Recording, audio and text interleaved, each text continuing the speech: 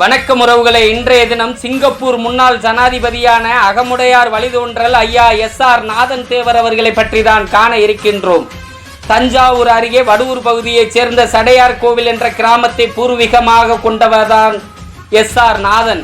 இவர் பெயர் செல்லப்பன் ராமநாதன். இவர் 3/7/1924 சிங்கப்பூரில் பிறந்துள்ளார். இவரது பிறப்புக்கு முன்னரே அவரது குடும்பம் சிங்கப்பூரில் குடியேறி உள்ளது.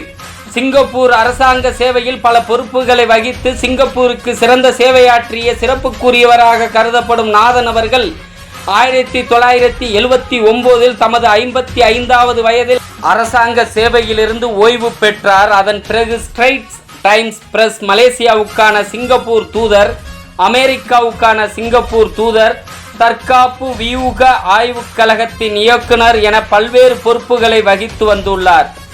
சிங்கப்பூரின் அதிபராக கடந்த 12 ஆண்டுகள் சிறப்பான முறையில் சேவையாற்றிய பிறகு கடந்த 31/8/2012 அன்று பதவி ஓய்வு பெற்றார்.